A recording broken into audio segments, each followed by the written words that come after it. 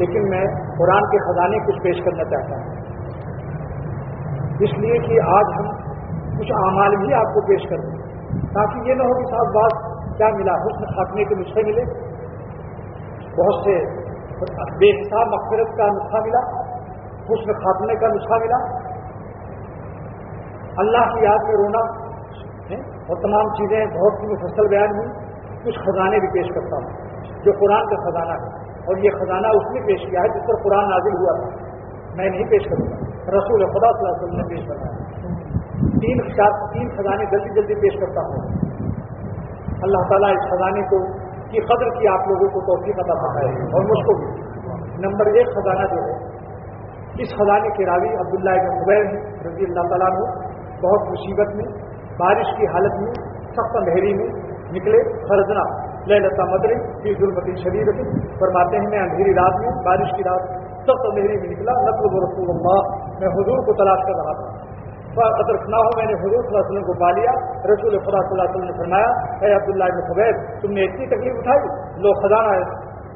دیتا ہوں تم کو، خزانہ لے لو۔ خزانہ کیا ہے؟ 3 مرتبہ قل اللہ پڑھو، 3 مرتبہ قل اعوذ برب الفلق پڑھو، 3 مرتبہ قل اعوذ برب الناس، صبح جب ہو جب ہو شام، یعنی فجر کے بعد مغرب بعد، اس کو تکفی کا من کل شے، تیرے لیے ہر شر سے حفاظت ہو جائے گی، تیرے گھر میں سانپ بچھو جنات آسیب شیطان کالا عمل،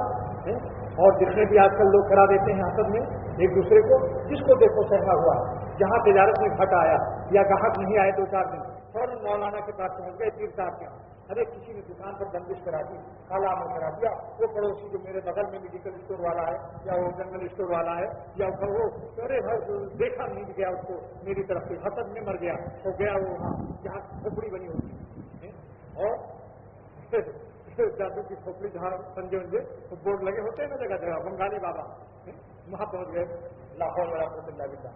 آج دوستوں یہ خزانہ اگر ہمارے گھروں میں آ جائے، ہمارے بچے بڑے بوڑھے عورتیں سب پڑھیں، میں ممبر سے دعویٰ کرتا ہوں، اعلان کرتا ہوں، انشاءاللہ تعالیٰ اس کے گھر میں نہ جنات آئیں گے، نہ آسیب آئیں گے، نہ بھوت آئے گا، نہ شیطان آئے گا، نہ کسی کا کالا عمل اثر کرے گا، نہ جادو اثر کرے گا، نہ سانپ بچھو اس کے یہاں پہنچ سکیں گے۔ ہر قسم کے شر، حاسد پڑوسی ہیں، مقدمے بازوں سے، ہر قسم کے شر سے انشاءاللہ بچے رہیں گے۔